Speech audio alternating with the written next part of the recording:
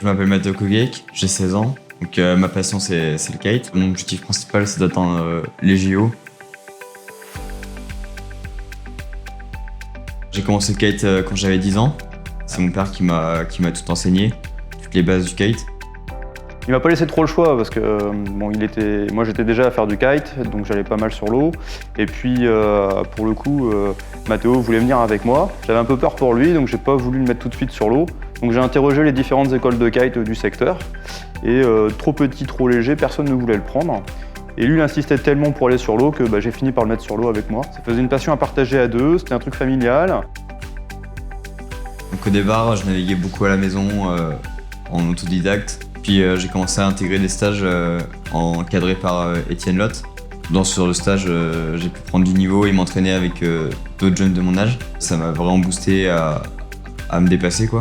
J'ai été pas mal naviguer avec un ami à moi qui s'appelle Alexandre de Saint-Brévin, qui a un excellent niveau, qui m'a vraiment bien aidé à progresser. Dès qu'il pouvait, il prenait sa voiture, il disait Matteo, ouais, tu viens avec moi, il l'emmenait en Vendée, il l'emmenait même ici, dès qu'il pouvait, il l'emmenait partout. Et c'était son coach attitré à Saint-Brévin, quoi. Donc ça c'était bien pour moi parce que moi comme je pouvais plus suivre, lui il prenait le relais et c'était parfait, quoi. Ma première compétition c'était le Derby Kite, c'était une compétition à la balle. Ce qui était assez rigolo quand même sur cette compète, c'est que tous les riders prenaient soin de lui, quoi.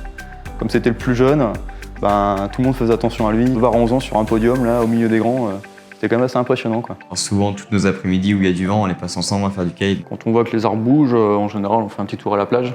Ouais, On va checker un petit peu comment c'est. Après, on regarde un peu les marées aussi, parce qu'en fonction du programme que l'on veut faire, soit on veut faire du surf, soit on veut faire du freestyle, ou du foil, on regarde un petit peu les hauteurs d'eau, on regarde un peu l'état de la mer. Choisir le meilleur spot. Pour choisir le meilleur spot. On reste pas que à Saint-Brévin, on va aussi en Vendée, on va aussi à La Baule, on va à Quiberon. Le choix du spot se fait aussi en fonction des conditions météo et puis de ce qu'on peut y faire. Quand je navigue avec mon père, c'est plus amical et... Plus plaisir là pour le coup. Plaisir, oui. Plutôt que entraînement et performance. On est assez complices sur l'eau, donc c'est assez cool, quoi. Franchement, c'est une belle histoire entre nous, quoi. Et ça me manque un peu même, parce que Matteo commence à partir. Parce que forcément, il a ses potes. Ouais.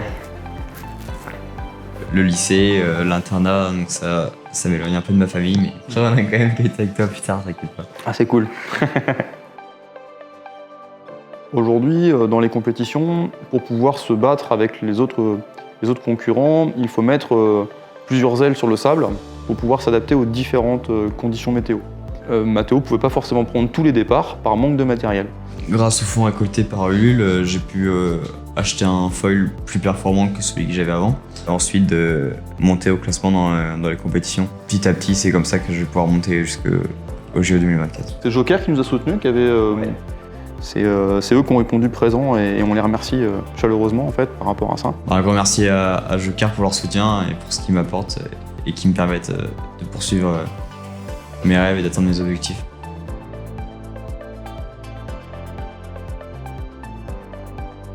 Je souhaite qu'il vive pleinement son rêve, qu'il aille au bout de son objectif, qu'il se fasse vraiment plaisir avant tout. Et puis voilà.